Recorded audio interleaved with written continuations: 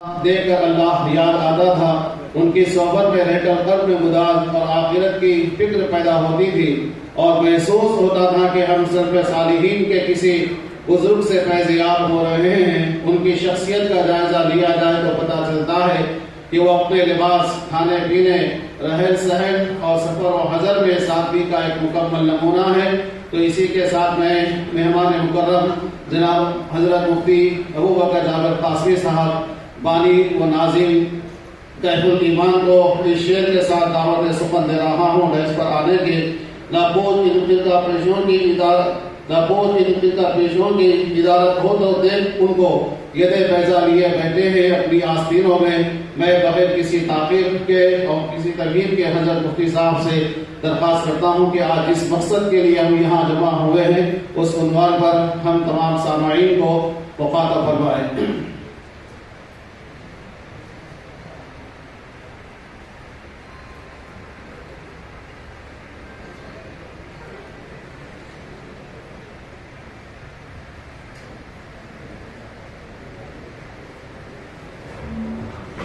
مفتی صاحب کا جو عنوان ہے یعنی ارتداد اور اسباب اس کے سرتباب، یعنی اس عنوان پر آپ کو مخاطب فرمائیں گے، بڑی تفصیل سے انشاءاللہ آپ کے سامنے بات آئے گی، آپ اس کو بغور سماعت فرمائیں۔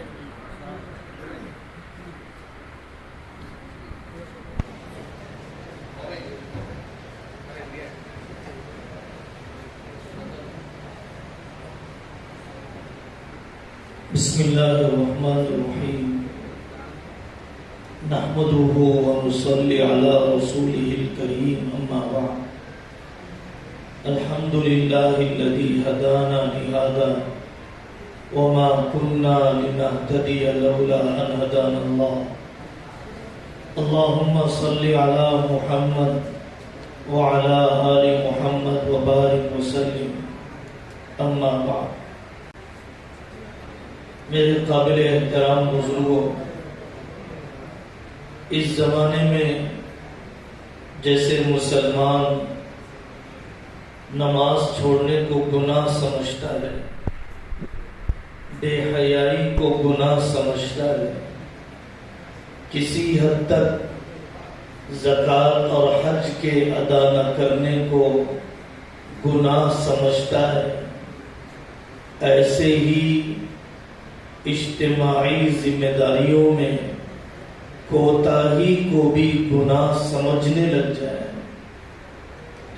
من حیث القوم، اللہ تبارک و تعالی نے پوری ملت کی اور پوری قوم کی جو ذمہ داری اللہ تبارک و تعالی نے ہم پر ڈالی ہے، حضرت رسول اللہ صلی اللہ علیہ وسلم نے فرمایا، من لم یہتم بِأَمْرِ الْمُسْلِمِينَ فَلَيْسَ مِنَّا، جو شخص مسلمانوں کے اجتماعی مسائل سے لا تعلق رہتا ہو وہ ہم میں سے نہیں ہے۔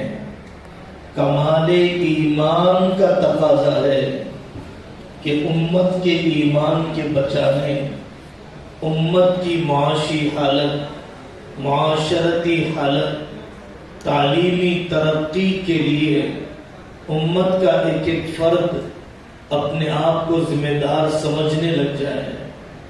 کوئی گاڑی صرف اسٹیئرنگ سے نہیں چلتی ہے، صرف پہیوں سے نہیں چلتی ہے، بلکہ ساری مشنری سے چلتی ہے، سارے اجزاء سے چلتی ہے۔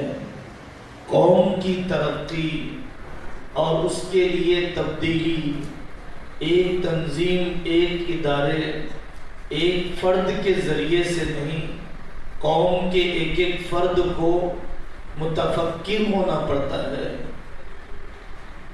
ایسے مخلص، ایسے جیالے، ایسے گمنام ہر زمانے میں ہزاروں کی تعداد میں رہے، جنہیں دنیا آج نہیں جانتی ہے۔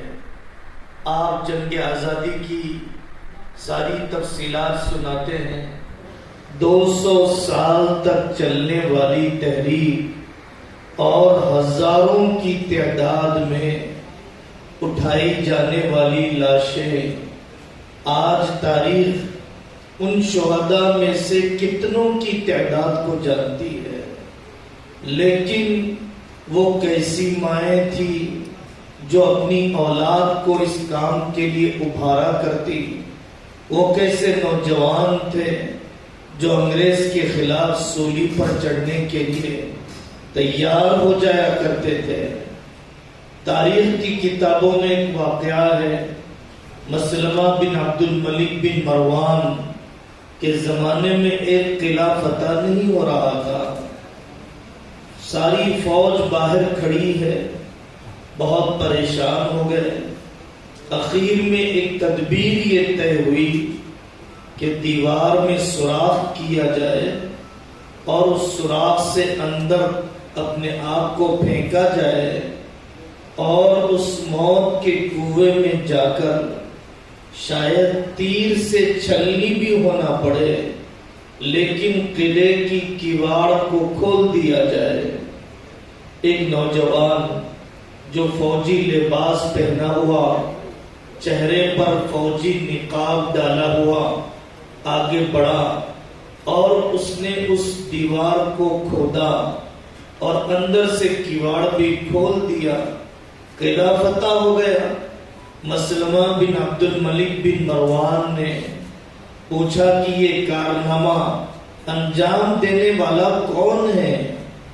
کوئی کھڑا نہیں ہوتا، کوئی نمائش نہیں، کوئی چھپنے کی فکر نہیں، چھپنے کا جذبہ۔ مسلمہ بن عبد الملک نے کہا کھڑے ہو کر بتلاؤ، ورنہ میں ایک ایک کو قسم دلا کر پوچھوں گا کہ یہ کارنامہ کس نے انجام دیا ہے۔ بالآخر ایک نوجوان آیا اور اس نے آ کر کہا کہ میں آپ کو اس شخص کے بارے میں بتاؤں گا، پہلی شرط نام نہ پوچھنا، دوسری شرط قبیلہ نہ پوچھنا، تیسری شرط اسے انعام نہ دینا۔ مسلمہ بن عبد الملک نے ہاں بھری، اس نے یہ کہا کہ وہ میں ہی ہوں، اور سر ڈال کر آگے چلے گیا۔ مسلمہ بن عبد الملک حیران تھا، یہ کیسا مخلص ہے، اور پوری زندگی دعا کرتا تھا اللہم اجعلنی مع صاحب النقبی، اے اللہ قیامت کے دن مجھے اس مخلص نوجوان کے ساتھ حشر فرمائیے جس نے اپنی جان ہتھیلی میں لے کر قلعے کو فتح کیا، نہ اپنا نام بتانا گوارا کیا، نہ اپنا قبیلہ بتانا پسند کیا، نہ کوئی انعام اور داد لینا اس کے کوئی تصور میں تھا۔ تو قوم کے ایک ایک فرد کو آنے والے ایک ایک فتنے کے مقابلے پر کھڑے ہونا پڑے گا۔ اپنے انفرادی کام، میں مدرسہ چلاتا ہوں، میں تنظیم چلاتا ہوں، میں اسکول چلاتا ہوں، میں مکاتب چلاتا ہوں، میں رفاہی تنظیم چلاتا ہوں، اپنے بہت ہی اہم انفرادی کام، روایتی کام کرنے کے ساتھ اجتماعی کاموں کی طرف توجہ، اپنی انفرادی تنظیموں کے کام کے ساتھ اجتماعی ذمہ داریوں اور ترجیحی ذمہ داریوں کی طرف توجہ۔ حضرت مولانا عبد القوی صاحب دامت برکاتہم نے اس مہینے کے اشرف الجرائد میں لکھا کہ ایک طرف ملک کی پالیسیوں پر پالیسیاں اسلام دشمن بنتی چلی جائے اور قوم کی بے حسی کا یہ حال کہ شادی کی ایک فضول خرچی کم نہ ہو اور سونے کی تھوڑی سی مقدار میں کمی نہ آئے، اور تنظیمیں اور ادارے اپنی روایتی اور رواجی مصروفیتوں میں اس قدر مشغول کہ کہیں سے محسوس بھی نہ ہو کہ واقعی اس ملک میں نئی تعلیمی پالیسی بھی آئی ہے، واقعی اس ملک میں ارتداد کا طوفان بھی چل رہا ہے؟ کیا واقعی اس ملک میں آئندہ کی نسل کا ایمان خطرے میں بھی ہے؟ اس کا کوئی اندازہ نہیں ہوتا ہے۔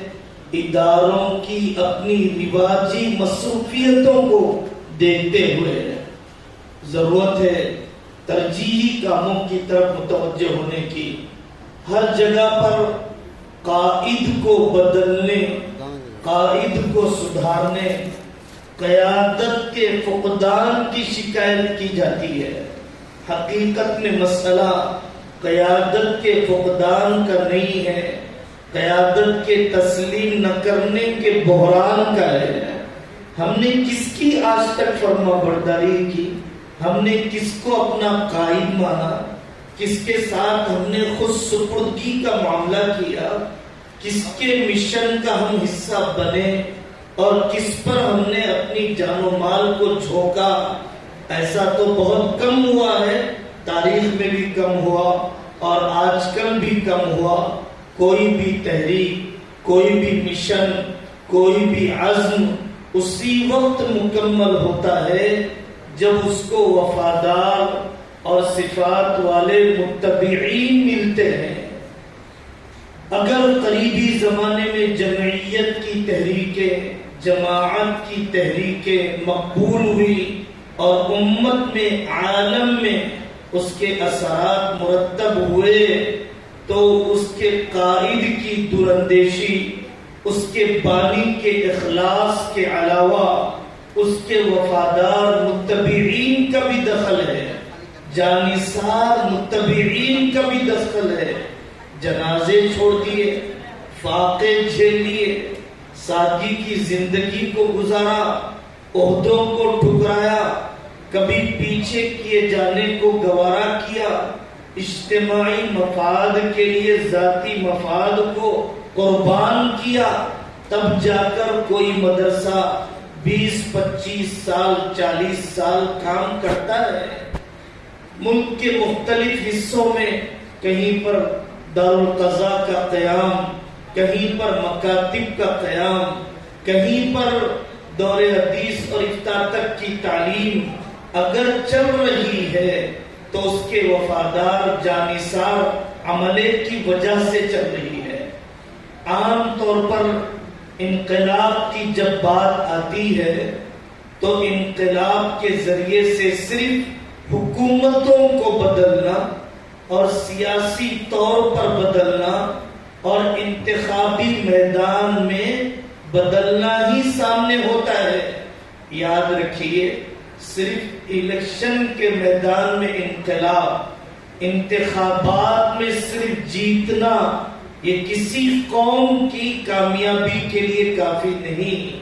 اس کی بہت موٹی سی مثال ہمارے 52 ممالک ہیں جہاں مسلمانوں کی اکثریت ہے اور جہاں امارت کے سنبھالنے والے، کنگڈم اور بادشاہت کے سنبھالنے والے مسلمان نام کے ہی لوگ ہیں۔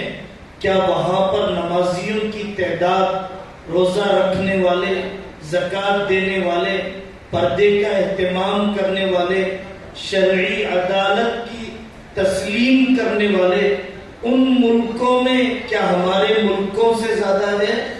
اس سے پتہ چلا کہ صرف سیاسی انقلاب کافی نہیں، ہمہ جہتی تبدیلی چاہیے، سالہ سال کی محنت چاہیے۔ سیاسی تبدیلی وہ 1-2 سال کا منصوبہ ہو سکتا ہے، لیکن ہمہ جہتی تبدیلی اخلاقی اعتبار سے، سماجی اعتبار سے، تعلیمی اعتبار سے اور امت کے مختلف طبقات کو دینی جذبے اور دینی حمیت پر کھڑا کرنے کے اعتبار سے اصل مشن یہی ہونا چاہیے، اصل ہدف یہی ہونا چاہیے۔ کوئی بھی انقلاب 1-5 سال میں نہیں آ جاتا، پوری قوم سالہ سال معیشت پر محنت کرتی ہے، پوری قوم 70 سال کمیونزم کے خلاف محنت کرتی ہے، تب جا کر کوئی اردوغان نظر آتا ہے، تب جا کر کوئی مصطفیٰ کمال اتاترک کے نظریات کو دفن کرنے کے اسباب ملتے ہیں. یہ ایک دن دو دن میں نہیں ہو جاتا ہے.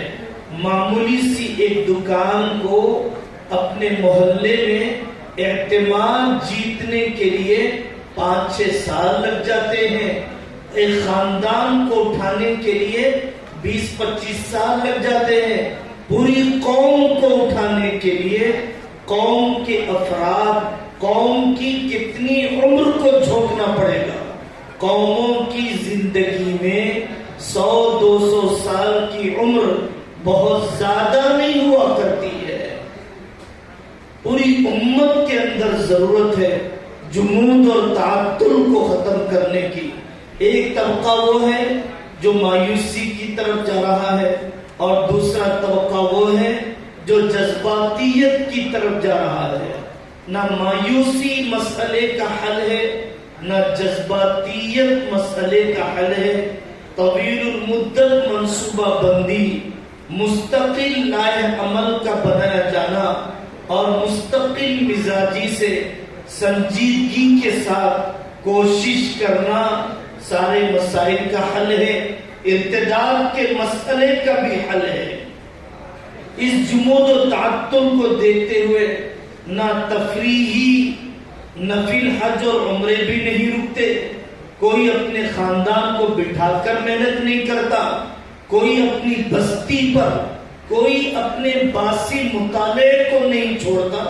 خطابت کی دردمندی میں اضافہ نہیں، فرد سازی کے اعتبار سے ایک نوجوان کو نہیں جوڑ سکا، ایک پڑوسن کی زندگی کو نہیں بدل سکا، اور شادی کی ایک رسم کو، راتوں کی ایک آوارگی کو، بلکہ اپنی ایک خانہ جنگی سے بھی توبہ نہیں کر سکا. تو پھر پوری قوم کا اتحاد، سیاسی پارٹیوں کا اتحاد، دوسرے مسلکوں کے ساتھ اتحاد، یہ کیسے کیا جا سکتا ہے جب میں اپنے پارٹنر سے ہی صلح کے لیے تیار نہیں، اپنی بہن سے ہی صلہ رحمی کے لیے تیار نہیں، ایک کمیٹی کے افراد اپنے دوسرے ساتھیوں کا تعاون کرنے کے لیے تیار نہیں. یاد رکھیے، حضرت خلیفہ مہدی کو اللہ تعالی حضرت سیدنا حسن رضی اللہ عنہ کے خاندان میں پیدا فرمائیں گے. حضرت سیدنا حسن رضی اللہ عنہ کا کردار اتنا روشن ہے، اتنا ایثار والا، اتنا تواضع والا، اتنا اجتماعیت کو باقی رکھنے والا کہ حضرت سیدنا حسن رضی اللہ عنہ 6 مہینے تک خلیفہ رہے. 6 مہینے کے بعد انہوں نے حضرت امیر معاویہ سے فرما دیا، آپ مسلمانوں کے امیر ہیں، میں آپ کی ماتحتی میں کام کروں گا. بیچ کے لوگ تو فاصلہ بڑھاتے ہیں اور جلتی آگ پر پانی ڈالتے ہیں. حضرت سیدنا حسن رضی اللہ عنہ سے کوفہ والوں نے کہا کہ یا مذل المؤمنین، یا عار المؤمنین، اے مسلمانوں کو ذلیل کرنے والے، اے مسلمانوں کے لیے بدنما داغ. حضرت حسن سے کہا. حضرت سیدنا حسن رضی اللہ عنہ نے جواب دیا، العار خیر من النار. یہ جملہ ایسا ہے جو ہمارے دلوں پر نقش ہونا چاہیے کہ واقعی قوم کا مجھے شرم دلانا یہ گوارا ہے، لیکن اپنی کرسی کے لیے امت کو توڑنا گوارا نہیں ہے. اپنی انا کے لیے امت کو بکھیرنا گوارا نہیں ہے. اپنی ذاتی انفرادی کوششوں کے لیے اجتماعیت کو ذبح کرنا گوارا نہیں ہے. العار خیر من النار. اتنا ہی نہیں، سیرت کی کتابوں میں لکھا ہے حضرت سیدنا حسن رضی اللہ عنہ کی تمنا تھی کہ نانا جان حضرت محمد صلی اللہ علیہ وسلم کے پڑوس میں حجرہ شریفہ میں دفن کیا جاؤ. وقت کے امیر نے اجازت نہیں دی. حضرت حسن رضی اللہ عنہ نے فرمایا مجھے عام قبرستان میں دفن کر دینا، لیکن میرے جنازے کو لے کر امت میں انتشار نہ پھیلانا. وہ کیسے عظیم لوگ تھے جنہوں نے اپنی زندگیوں میں بھی امت کو جوڑا اور مرنے کے بعد اپنے جنازوں سے بھی جوڑا. اور ایک ہماری زندگیاں ہیں جو زندگی میں بھی زبان قینچیوں کی طرح اور دل بدگمانیوں سے بھرے ہوئے اور مرنے کے بعد اپنے جنازوں سے بھی امت کو توڑا جاتا ہے. اس کو میرے جنازے میں آنے نہ دینا, اس کو میرا چہرہ دیکھنے نہ دینا. اس قدر مفاد پرستی, اس قدر خود غرضی, اس قدر انا پرستی کے ساتھ اجتماعی ترقی کا کوئی خواب نہیں دیکھا جا سکتا ہے. آپ جتنے ہم کام کر رہے ہیں ہر ایک دوسرے کے کام کی تکمیل کرنے والا ہے, تنقیص کرنے والا بن کر نہ چلے. اگر تبلیغ کام کر رہی ہے وہ عام امت کو جوڑنے کے لیے, ختم نبوت کام کر رہی ہے امت کے ارتداد کو تھامنے کے لیے, جمعیت کام کر رہی ہے سیاسی مسائل کی ترجمانی کے لیے, اور اسی طریقے سے دوسری قوموں کو انسانیت پر جوڑنے کا کام, غریبوں بیواؤں کی امداد کا کام, دارالقضا کاؤنسلنگ سینٹر کا کام, مرتد ہونے والی بیٹیوں اور بیٹوں کی ذہن سازی کا کام, ہم سب ایک دوسرے کی تکمیل کرنے والے ہیں, ایک دوسرے کی تنقیص کرنے والے نہیں ہیں. اختلاف ختم کرنے کا طریقہ یہ نہیں ہے کہ ساری تنظیموں کو ایک تنظیم بنا دیا جائے, سارے افراد کو ایک تنظیم کے اندر منظم کر دیا جائے. اشتراک کا مطالبہ ہے, انضمام کا مطالبہ نہیں ہے. ایک مکان کی تعمیر میں مستری بھی شریک رہتا ہے, کارپینٹر بھی شریک رہتا ہے, الیکٹریشین بھی شریک رہتا ہے. سارے ہنر والے, سارے فنکار مل کر ایک عمارت کو کھڑی کرتے ہیں. ساری تنظیمیں مل کر شریعت کے مختلف شعبوں کو کھڑی کرتی ہیں, شریعت کے مختلف شعبوں کی طرف دعوت دیتی ہے. یہ خیال نہیں آنا چاہیے کہ دشمن تو بہت آگے نکل گیا, ہماری کوششوں سے کیا ہوگا. آخری سانس تک اپنے بس کی کوششیں, آخری سانس تک اپنے حصے کی ذمہ داری, اپنے حصے کی ذمہ داری. حکومتیں بدلتی ہیں, شریعت نہیں بدلتی ہے. حکومتوں کو طاقت دینے والا اللہ ہی ہے, مہلت دینے والا اللہ ہی ہے. اپنے آپ کو بدلنے کا قدم, اپنے آپ کو بدلنے کا قدم, اور جتنا راستہ کھلا ہے بندے اتنا چل کر بتلا دیتے ہیں, تو پھر جتنا راستہ بند ہے اللہ تعالیٰ اس راستے کو کھول کر بتلا دیتے ہیں. ہمیں اس بات کی کوشش کرنا چاہیے ارتداد کی فضا بیٹوں میں, بیٹیوں میں, صرف غیر مسلم سے بڑوں کے مشورے کے بغیر نکاح کر لینا صرف وہ ارتداد نہیں ہے, اس سے بڑا ارتداد, اس سے بڑا ارتداد نیو ایجوکیشن پالیسی کا ہے کہ جس میں مشرکانہ نظریات, کافرانہ نظریات نرسری PP1 PP2 سے ایسا سلیبس ڈیزائن کر دیا جائے اور ایسے رضاکارانہ ٹیچرز تیار کر دیے جائیں اور ایسی میتھولوجی اور ایسا نظریہ تعلیم لوگوں پر مسلط کر دیا جائے. کاش ہمیں نظام تعلیم کی اہمیت کا اندازہ ہوتا. کسی ملک کو میزائلوں سے تباہ کیا جانا, کسی علاقے میں ماب لنچنگ کیا جانا, کسی ملک میں پوری قوم کی نسل کشی کیے جانے سے بڑا تکلیف دہ کام ہے, دور رس کام ہے کہ نظام تعلیم کو بدل دیا جائے. جہاں پر بھی کسی فرعون نے سمجھداری کے ساتھ اپنے تسلط کو چاہا ہے، سب سے پہلے ایجوکیشنل سسٹم کو بدلا ہے۔ ارتداد کفریہ کلمات کے ذریعے سے، کفریہ اعمال کے ذریعے سے۔ وطن سے محبت الگ ہے، وطن کی محبت کی اجازت ہے، مطلوب ہے، لیکن وطن کی عبادت نہیں ہے، وطن کی عبادت نہیں ہے۔ کفر سے تو نفرت ہے، کافر سے نفرت نہیں ہے۔ ارتداد یہ بھی ہے کہ میں گنیش کے لڈو خریدنے لگ جاؤں، ارتداد یہ بھی ہے کہ کفر کی تعظیم کرنے لگ جاؤں، ارتداد یہ بھی ہے کہ مورتیوں پر مالے چڑھانے لگ جاؤں، ارتداد یہ بھی ہے کہ میں غیر اللہ کے سامنے مشرکانہ طور پر سر جھکانے لگ جاؤں، ارتداد یہ بھی ہے کہ میری ماں جب جائیداد کی تقسیم کی بات آتی ہے، میری بیٹی جب طلاق اور خلا کی بات آتی ہے، میرا بیٹا جب پارٹنرشپ کے مسائل کی بات آتی ہے، تو وہ یہ کہتا ہے میں شریعت وریعت کو نہیں مانتا، میں علماء مفتیوں کو نہیں مانتا۔ یہ بھی تو مرتد کرنے والا بول ہے، یہ بھی تو مرتد کرنے والا بول ہے۔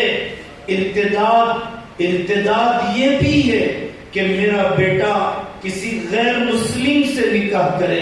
آج بٹھا کر سمجھائیے اپنی بیٹیوں کو، آج جا کر سمجھائیے اپنے 9th اور 10th کی لڑکیوں کو، کالجوں میں یہ سبجیکٹ داخل کیجئے کہ لو میرج یہ حقیقت کی زندگی میں نہیں ہوتا، فیلڈ کی دنیا میں نہیں ہوتا، فلم کی دنیا میں ہوتا ہے، خوابوں کی دنیا میں ہوتا ہے، حقیقت کی دنیا میں نہیں۔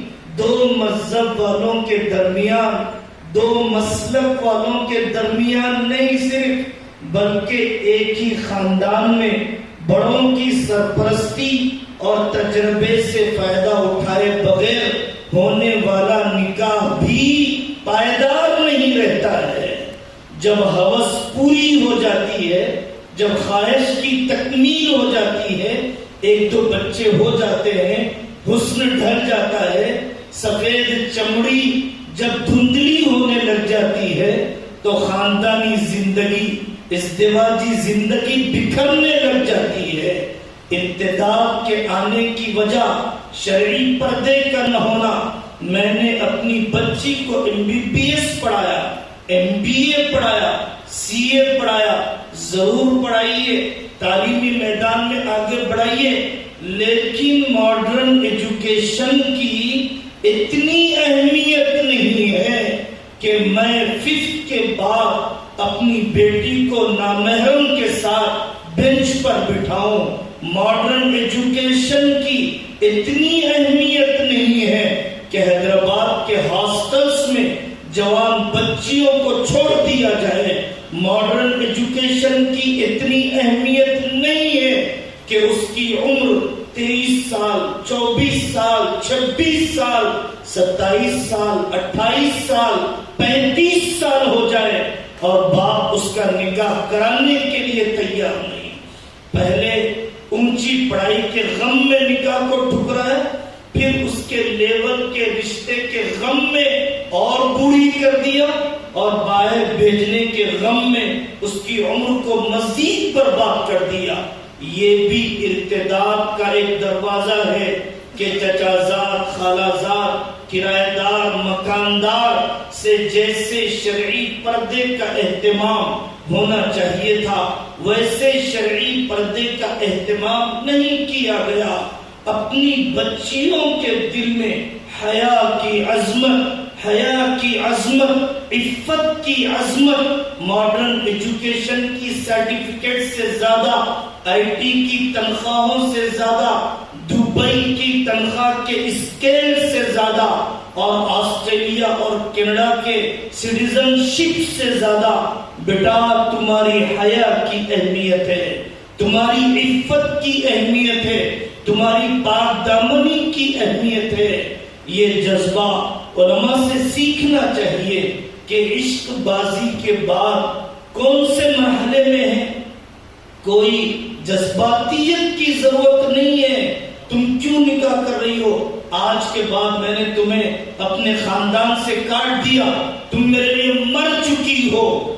یہ اپنی گردن پر سے الزام اتارنے کا طریقہ ہے. مجرم آپ ہیں، مجرم میں ہوں. تب جا کر معاشرے کے اندر یہ اقدام کیا گیا. آپ کاؤنسلنگ کیجئے، سمجھائیے، اسلام کی طرف ترغیب دلائیے. کاٹ مت دیجئے، بائیکاٹ مت کیجئے. آنے جانے کا دروازہ کھلا رکھیے. سماج کے بہاؤ میں نہ جائیے. اس کے کفر پر مرنے کا انتظار نہ کیجئے. اس کے خودکشی کرنے کے انجام کے انتظار میں مت بیٹھیے. اسے کسی بھی مرحلے میں اسلام سے قریب لانے کی کوشش کیجیے. ارتداد سے روکنے کا ایک طریقہ یہ ہے کہ سنڈے کلاسز چلائے جائیں، ایوننگ ٹیوشن سینٹرز چلائے جائیں.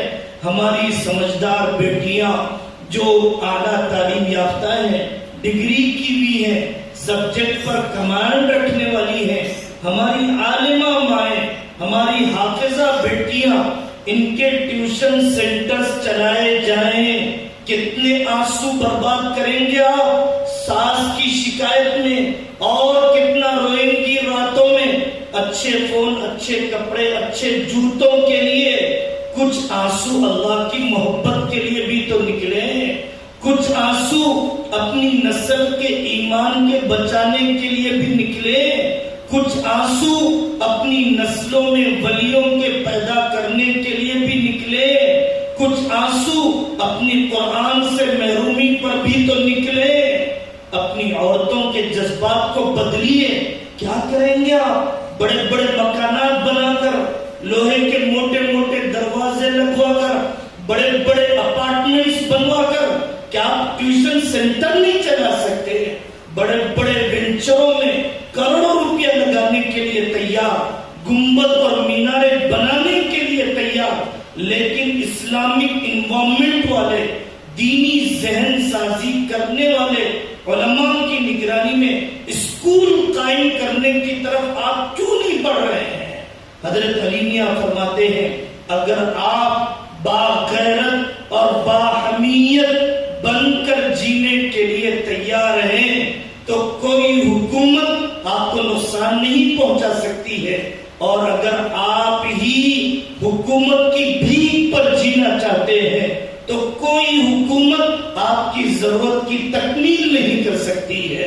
اللہ تبارک و تعالی ہم سب کو اجتماعی ذمہ داریوں کا احساس عطا فرمائے اور اپنے حصے کی ذمہ داری پوری کرنے کی توفیق عطا فرمائے.